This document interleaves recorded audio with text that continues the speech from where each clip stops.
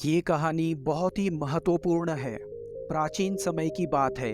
एक समुद्र के किनारे एक गुरु अपना आश्रम बनाकर रहते थे। हजारों शिष्य उनसे ज्ञान ग्रहण करने के लिए दूर दूर से उनके पास आकर रहते थे। गुरु के ज्ञान देने का तरीका भी सबसे निराला था। शुरुआत में वह अपने शिष्यों को उपदेश के माध्यम से ज्ञान देते।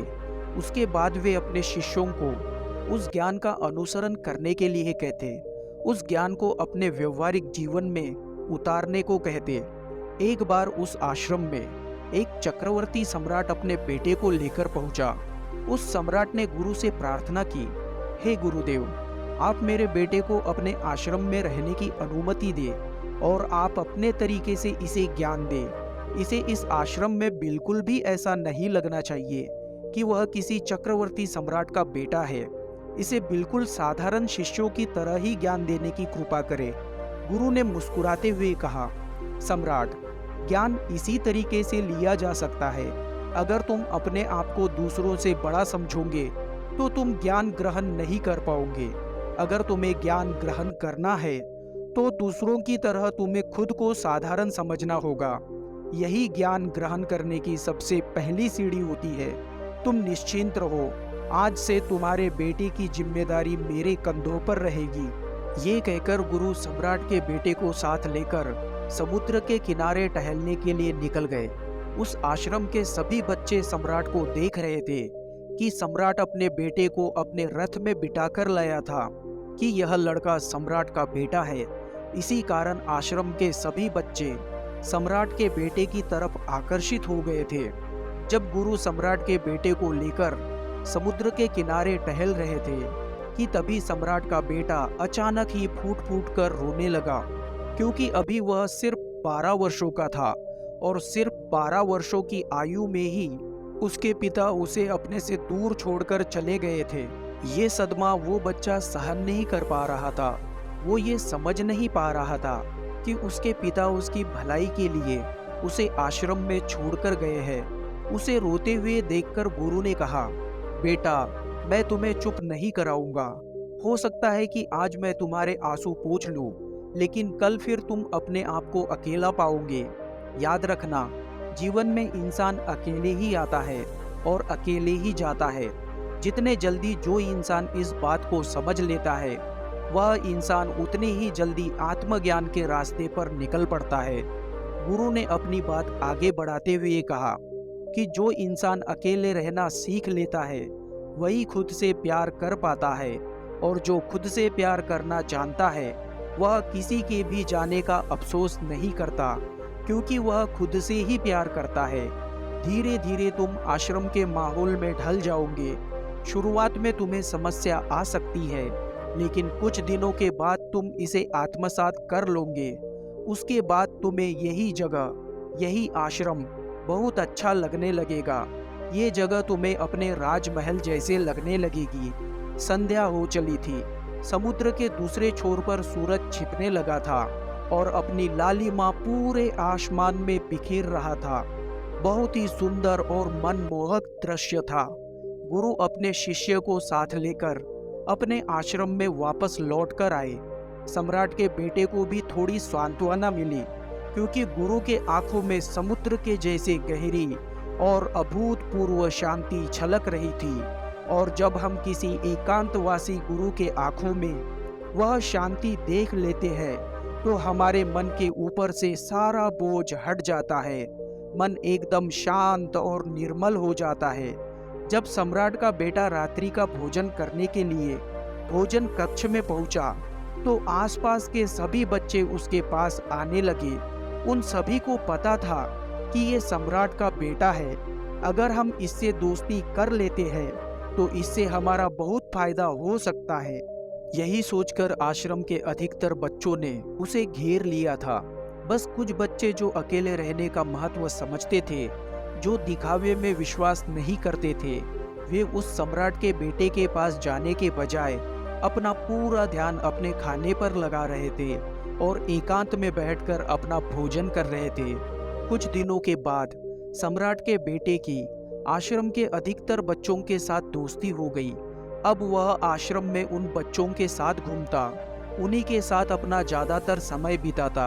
आखिरकार वह सम्राट का बेटा था, महल की सुख सुविधाओं में पला बड़ा था।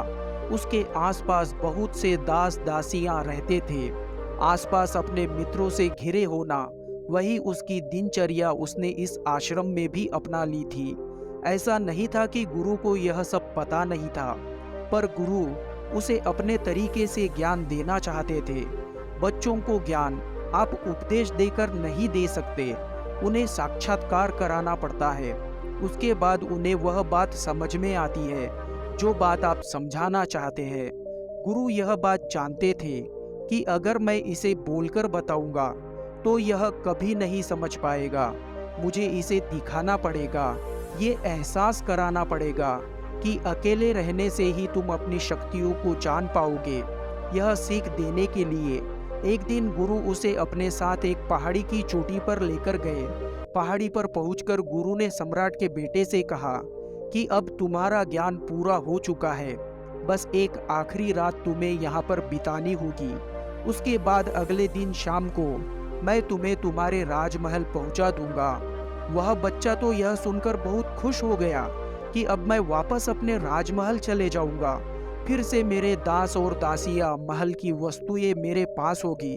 शिष्य ने गुरु से पूछा, गुरुजी, मुझे आज रात आप इस पहाड़ी पर क्यों छोड़ रहे हैं? आखिर मुझे कौन सा ज्ञान यहाँ से मिलेगा? गुरु ने मुस्कुराते हुए कहा कि यहाँ पर इस चट्टान के पीछे तुम्हें छुपकर बैठना है। यहाँ पर रोज रात को एक बाज आता है, तुम्हें उस बाज को बड़ी ही गौर से देखना है, उसकी हर गतिविधि को देखना है, और उस बाज की हर गतिविधि देखने के बाद अगले दिन उस बाज की खूबियां मुझे बता पाओ तो मैं तुम्हें तुम्हारे राजमहल वापस भिजवा दूंगा। और हाँ, सुबह वापस आने से पहले एक और बात पर ध्यान देना है। एक चरवाहा यहाँ पर अपनी भेड़ों को चराने के लिए आता है, तुम्हें उन भेड़ों की गतिविधियां भी देखनी है। याद रखना, बाज की गतिविधि रात को और भेड़ों की गतिविधि सुबह। अगर दोनों की गतिविधि ध्यान से देखकर तुम मुझे बता पाए तो तुम इस आश्रम से हमेशा के लिए आजाद हो जाओगे, तुम्हारा ज्ञान पूरा हो जाएगा। मैं तुम्हारे पिता को कह दूंगा कि यह बच्चा हमारे आश्रम का सबसे ज्ञानी और होशियार बच्चा है। इतना कहकर गुरु अपने आश्रम वापस लौटकर आए और वह बच्चा वहीं पर बैठकर उस बाज का इंतजार करने लगा। काफी वक्त गुजर जाने के बाद एक बाज अपने बच्चों के साथ वहां पर पहुंचा। सम्राट के बेटे ने पूरी रात उस बाज की गतिविधियों को बड़े ही ध्यान से देखा, और सुबह होने के बाद जब चरवाहा अपनी भेड़ों को लेकर वहां पर पहुंचा तो उसने एक आश्चर्यजनक दृश्य देखा। उसने देखा कि वह बाज एक भेड़ के मेमने को अपने पंजों में पकड़कर आसमान में उड़ गया। उसने भेड़ के बच्चे का शिकार कर लिया था। ये सभी दृश्य देखकर वह बच्चा अपने गुरु के पास आश्रम में वापस आया। इससे पहले कि गुरु उससे कुछ पूछते, उसने गुरु को प्रणाम करते हुए कहा, गुरुजी, आश्रम के सभी बच्चों को आप यहाँ पर बुला लीजिए। मैं सभी लोगों को बताना चाहता हूँ कि मैंने क्या देखा है। जब आश्रम के सभी बच्चे वहाँ पर पहुँच गए तो सम्राट के बेटे ने कहना शुरू किया, पहली बात कि मैंने अपने जीवन में बहुत से पशु पक्षियों को देखा, लेकिन एक बाज सभी पक्षियों से सबसे अद्भुत और सबसे निराला होता है। जैसे कि एक तोता हम सभी ने देखा है। तोता बोलता तो बहुत है लेकिन कभी ऊंचा नहीं उड़ पाता, लेकिन एक बाज जो हर समय शांत रहता है, वह आसमान को भी छू सकता है। उसमें आसमान को भी छू लेने का सामर्थ्य होता है, साहस होता है। दूसरी बात, जब एक बाज अपने किसी शिकार को सुनिश्चित कर लेता है तो वह बस उसी शिकार पर अपनी नजरें गड़ाए रहता है, चाहे बाज कितनी ही ऊंचाई पर क्यों ना हो, चाहे कितना ही बड़ा तूफान क्यों ना आ जाए, लेकिन उसकी नजरें हमेशा अपने लक्ष्य पर स्थिर और टिकी होती है। आज सुबह जिस बाज को मैंने देखा, उसने हर भेड़ को अपना शिकार नहीं बनाया, बल्कि उसने उन भेड़ों के झुंड में से उस मेमने को अपना शिकार बनाया। उस बाज की तरह हमें भी अपना ध्यान अपने लक्ष्य पर स्थिर रखना चाहिए। चाहे कितनी भी मुश्किलें परेशानियां क्यों ना आए, हमें अपना लक्ष्य स्पष्ट दिखना चाहिए। 10-15 अलग अलग लक्ष्य से अपनी ऊर्जा बर्बाद करने के बजाय हमें सिर्फ एक लक्ष्य पर पूरी एकाग्रता के साथ ध्यान देना चाहिए। तीसरी बात जो मैंने उस बात से सीखी और जो हम सभी को सीखनी चाहिए, वो ये है कि बाज कभी भी दूसरे पक्षियों के साथ नहीं उड़ता। वो हमेशा ही आकाश में अकेले उड़ता है। इससे हमें यह सीख मिलती है कि हमें कभी भी छोटी सोच वाले लोगों के साथ नहीं रहना चाहिए, क्योंकि हम वैसा ही बनते हैं जैसे लोगों के साथ हम रहते हैं। इसीलिए या तो बड़ी सोच वाले लोगों के साथ रहो या फिर अकेले रहो, क्योंकि जब हम अकेले रहते हैं तभी हम खुद की ताकत और खुद की कमजोरियों को समझ पाते हैं। हम अपनी कमजोरियों को जानकर उन्हें दूर कर सकते हैं और अपनी ताकत को समझकर उसका सही इस्तेमाल कर सके। लेकिन यह तभी संभव हो पाएगा जब हम अकेले रहना सीखेंगे। चौथी बात जो बाज से सीखनी चाहिए वो है कि एक बाज अपनी सीमाओं से बहुत अधिक ऊपर उड़ता है। जब तूफान आता है तो हर एक पक्षी अपने घोंसले की तरफ भागता है, खुद को छुपाने की जगह ढूंढता है। लेकिन एक बाज ऐसा कुछ नहीं करता। वह खुद की सीमाओं को तोड़कर बादलों के ऊपर उड़ने का प्रयास करता है। हवा उसे थपेड़े मारती है, पंख उसके भारी होने लगते हैं, पानी और धूल की वजह से उसे कुछ भी दिखाई नहीं देता, लेकिन वो फिर भी आसमान की ओर उड़ते रहता है और आखिरकार वो बादलों से भी ऊपर निकल जाता है और वहाँ तब तक उड़ते रहता है जब तक मौसम ठीक नहीं हो जाता। एक बाज अपनी सीमाओं को इसीलिए तोड़ पाता है क्योंकि समस्याओं के आने पर वो घबराता नहीं है, उनसे डरकर बचने की कोशिश नहीं करता, बल्कि एक सकारात्मक नजरिए के साथ उसका सामना करता है। जीवन में चाहे कितनी भी मुश्किलें क्यों ना आए, हमें उन मुश्किलों से लड़ना चाहिए, ना कि उनसे डर कर कहीं छिपकर बैठना। बहादुर तो वे लोग होते हैं जो तूफानों से भी टकरा जाए। कायर तो अपने घरों में, अपने घोंसले में जगह ढूंढकर चुपचाप बैठ जाते हैं। पांचवी बात जो हमें बाज से सीखनी चाहिए कि एक बाज अपने घोंसले में घास के कोमल तिनके नहीं रखता, बल्कि जो तिनके कोमल हो जाते हैं वो उन्हें निकालकर फेंक देता है। उसी तरह चाहे कितनी ही आरामदायक जिंदगी आपको मिली हो, लेकिन उस आराम से ऊपर उठकर अपने आलस को तोड़कर अपने जीवन में मेहनत करते रहना चाहिए। अपने जीवन में पसीना बहाना चाहिए, शारीरिक मेहनत करनी चाहिए।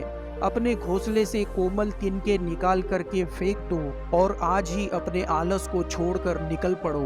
हर दिन अपने आप को चुनौतियां दो, हर दिन मुश्किलों से लड़ो, क्योंकि यही मुश्किलें तुम्हें मजबूत बनाएगी। जंगल के राजा को भी झुंड बनाकर शिकार करते हुए देखा जा सकता है, लेकिन एक बाज हमेशा ही अकेला शिकार करता है, क्योंकि वो जानता है भीड़ हौसला तो देती है मगर साहस भी छीन लेती है। एक आदमी को हमेशा ही अकेले आगे बढ़ना होता है। यही कारण होता है कि एक बाज जल में, नभ में, थल में, सभी जगह पर अपने शिकार पर जीत हासिल कर सकता है। एक बाज की उम्र लगभग 70 साल की होती है, लेकिन 40 साल की उम्र में ही उसका शरीर बूढ़ा हो जाता है। उसके नाखून पैर में धंसने लगते हैं, पंख उसके शरीर से चिपक जाते हैं, उसकी चोंच मुड़ जाती है, उसका शरीर भारी होने लगता है। ऐसी स्थिति में शिकार करना तो दूर की बात है, उड़ने की भी हालत नहीं रहती। ऐसे में एक बाज के पास सिर्फ दो ही विकल्प होते हैं। पहला, या तो वो अपनी इस अवस्था को स्वीकार कर ले और भूखा प्यासा मर जाए या किसी दूसरे जानवर का शिकार हो जाए, और दूसरा विकल्प होता है कि वह 6 महीने तक एक दर्दनाक और जानलेवा प्रक्रिया से गुजरे और खुद को पहले जैसा मजबूत बना ले। लेकिन बाज तो बाज होता है, वो दूसरा विकल्प चुनता है। इसके लिए बाज खुद को एक ऊंचे पहाड़ पर लेकर जाता है, जहां पर वो सबसे पहले अपनी चोंच से अपने सारे पंख नोच लेता है और फिर चट्टान पर अपने पैर मार मार कर अपने पंजों के सारे नाखून तोड़ देता है। उसके बाद उसी चट्टान पर अपनी चोंच को पटक पटक कर तोड़ देता है और ऐसी लहूलुहान अवस्था में खुद को दूसरे जानवरों से छुपा कर रखता है। अगले 6 महीनों तक वो इसी तरह की दर्दनाक प्रक्रिया से गुजरता है और इंतजार करता है नई चोंच, नए पंख, नए पंजों के आने का, और फिर वो अपनी नई जिंदगी शुरू करता है और निकल पड़ता है अपने शिकार पर। अगले 30 सालों तक फिर से वो आसमान पर राज करता है। इसीलिए समय आने पर हमें भी अपनी पुरानी आदतों को छोड़ना पड़ता है और कुछ नया सीखना पड़ता है। समय के साथ खुद को बदलना पड़ता है, अपने आप को तैयार करना पड़ता है, वरना हमारा भी शिकार हो सकता है, हम भी पीछे ही रह सकते हैं। इसके बाद सम्राट के बेटे ने भेड़ों के बारे में बताते हुए कहा कि भेड़ें हमेशा ही झुंड में चलती है। उन्हें झुंड में एक साथ चलने से हिम्मत मिलती है, लेकिन जैसे ही उन पर हमला होता है वह सभी तितर बितर हो जाती है और उन सभी भेड़ों में से एक भी भेड़ अपने साथी की मदद करने के लिए वापस नहीं आती। इससे हमें ये सीख मिलती है कि हमारे साथ कितने ही लोग खड़े क्यों न हो, लेकिन किसी पर भी यकीन नहीं करना चाहिए। अगर यकीन करना है तो खुद पर करना चाहिए, क्योंकि जब बुरा समय आएगा तब वह भीड़ तितर बितर हो जाएगी और आपको पता भी नहीं चलेगा। गुरु को प्रणाम करके सम्राट के बेटे ने कहा, हे गुरुवर, अगर मुझसे कोई सीख छूट गई हो तो कृपया आप मुझे बताने की कृपा करें। गुरु सभी बच्चों को संबोधित करते हुए कहा कि यह सभी बातें अभी इस बच्चे ने बताई है, सब सही है, लेकिन यह सारी खूबियाँ आप लोगों में तभी आएगी जब आप सभी लोग अकेले रहने का अभ्यास करेंगे। आप लोगों ने देखा होगा कि एक बाज कभी भी किसी दूसरे पक्षियों के साथ नहीं रहता और ना ही किसी के साथ अपना जोड़ा बनाता है। वह आसमान में अकेले ही उड़ता है। अकेले उड़ने की वजह से वह अपनी ताकत और अपने कमजोरियों को जान पाता है, समझ पाता है। इसके बाद गुरु अपनी बात खत्म करते हुए बोले कि आज शाम को मैं इस सम्राट के बेटे को उसके राजमहल छोड़ने जा रहा हूँ, क्योंकि इसकी सीख और इसका ज्ञान यहाँ पर पूरा हो गया है। इतना कहकर गुरु सम्राट के बेटे का हाथ पकड़कर राजमहल की ओर रवाना हो गए और बाकी के सभी बच्चे उन्हें जाते हुए देखते रहे। दोस्तों, आशा करते हैं आपको कहानी पसंद आई है, आपने इस कहानी से कुछ सीखा है। तो इस कहानी को लाइक और शेयर जरूर कीजिए और ऐसी ही प्रेरणादायक कहानियों के लिए हमारे चैनल को सब्सक्राइब कीजिए और बेल आइकन पर प्रेस कीजिए। मिलते हैं अगली कहानी में, तब तक के लिए अपना ध्यान रखें। धन्यवाद।